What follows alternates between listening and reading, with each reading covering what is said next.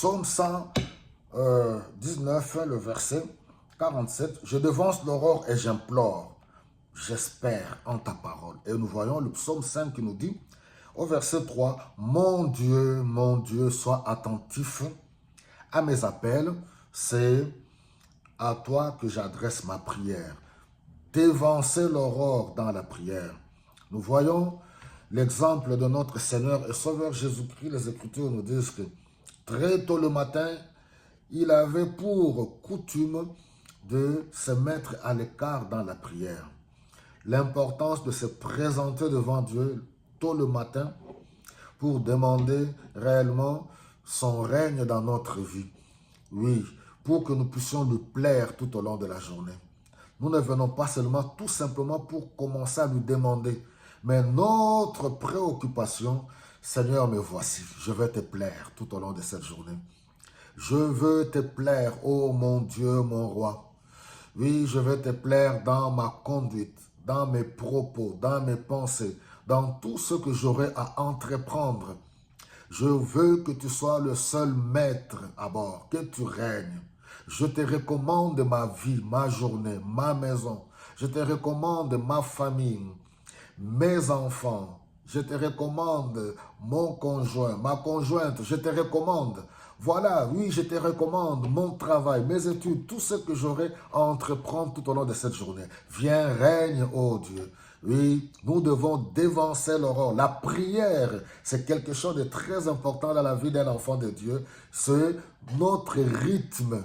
C'est le rythme de notre vie.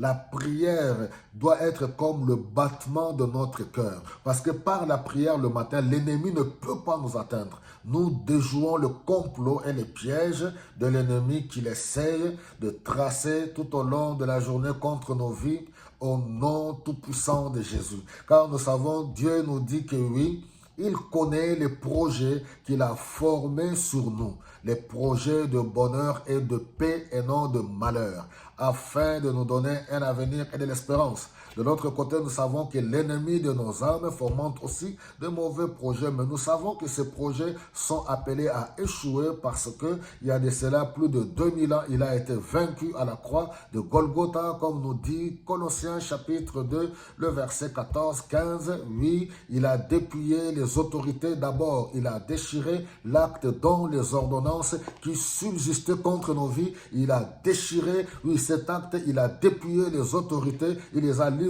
en spectacle publiquement en triomphant d'elle à la croix. Que cette journée soit une journée bénie. Alléluia, que tu règnes, que tu domines avec le Seigneur Jésus-Christ qui est le vainqueur et le triomphateur. N'aie pas peur. N'aie pas peur. Il n'y a aucune situation qui soit impossible avec notre Dieu. Notre Dieu n'a pas changé. Il est le même hier, aujourd'hui et pour l'éternité. J'aimerais dire à quelqu'un aujourd'hui, lève-toi dans la prière. Lève-toi le matin. Tiens-toi devant le maître de toutes choses, à qui le dernier mot appartient. Quand il dit quelque chose, cette chose est appelée à obéir et à exécuter. Il est celui qui appelle à l'existence ce qui n'existe pas. Il est au-dessus des puissants de ce monde, de rois, oui, des présidents, des ministres. Il n'y a aucun être humain. Oui, Dieu peut retirer le souffle de vie, oui, à tous ces puissants de ce monde. Il n'y a aucun être humain qui peut se tenir devant lui, car il est le Dieu créateur. Il règne d'âge en âge. Oui, tu as tellement du prix à ses yeux.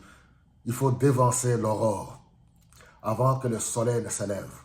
Très tôt le matin, Seigneur, mon âme te bénit et je bénis mes bien-aimés, que ça soit une journée bénie, alléluia, et que mes bien-aimés touchent ceux qui s'attendent à toi, qui touchent un miracle aujourd'hui, au nom de Jésus-Christ.